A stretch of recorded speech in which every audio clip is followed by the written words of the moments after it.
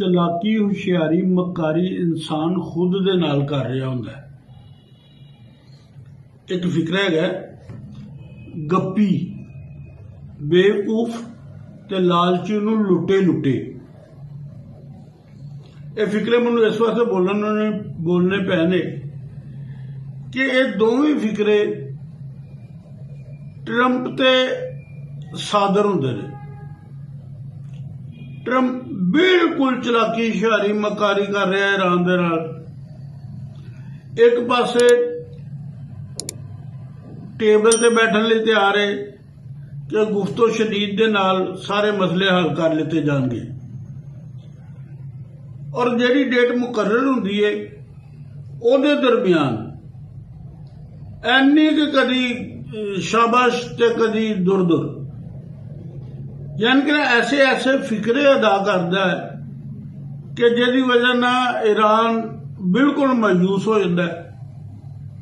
उन्होंने समझ ही नहीं आती कि यार की बनता है। एक पासे जफ्फी पांदा है, दूसरे पासे धक्के दिंदा है, कदी कहना मैं सारा कुछ ही हासिल कर लिता है, कदी कहना मैं इस तरह नहीं करन देंगा, ईरान इस तरह नहीं कर सकता। यानी कि ना वो दूसरे तो कन्फ्यूज कर ही रहा है, लेकिन आप सब तो बड़ा कन्फ्यूज लग रहा है। तो दूसरी गल जी उन्हें कहा गया कि गप्पी बेवकूफ ते लालची नूं लुटे। ईरान इस टाइम ना तो बेवकूफ बनने लिए तैयार है, ना कोई किसी किस्म की लालच कर रहे। ये तो की होएगा,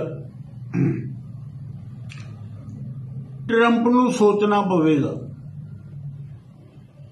कि मैं जिन्हों बेवकूफ समझ रहा हूं बेवकूफ है ही नहीं, मैं जिन्हों कोई लालच देंगा वो लालची भी नहीं हैगा, तो की किया जाएगा। अच्छा, तस्वीर का दूसरा रुख है कि ईरान नूं इस टाइम सीज फायर चाहिए और उन्होंने सीज फायर के उत्ते बैठ के गुफ्तगू जरूर करनी चाहिए ताकि वो दुनिया के सामने सुरखरू हो सके। खैर सुरखरू तो हो गया, अपने आप उन्हें बहादुर भी साबित करता है, दनाई और हिकमत वाला भी साबित कर देता है। उन्हें ट्रंप की कोई वाह पेश भी नहीं चलन दी। इस वास्ते जदों ट्रंप नूं भी यह होश दे नाखुन लेने चाहिए ने कि एक बंदा मेरे को ना बेवकूफ बन रहा है, ना मेरे को डर रहा है, ना वो किसी लालच दे विच आ रहा है।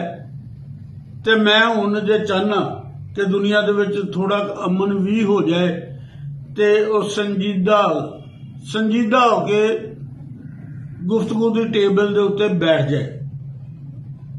यही एक हद है।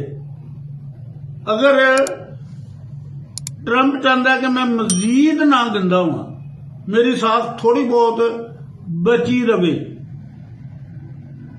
जेड़े चंद बेवकूफों की इज्जत एहतराम वास्ते उन्होंने सलूट मारन रहे ने, उहदे पार्लीमेंटेरियन उन्हां कोलों भी ट्रंप हुण बाइज्जत सेफ रस्ता उहदा यही है कि हुण संजीदा होकर टेबल ते बैठ जाए,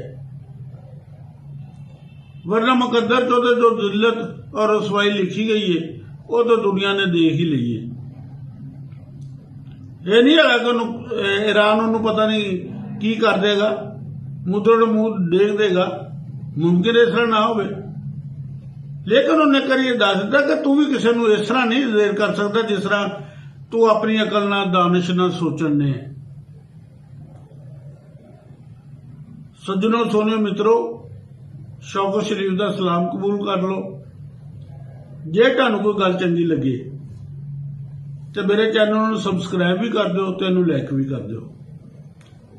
अल्लाह हाफिज।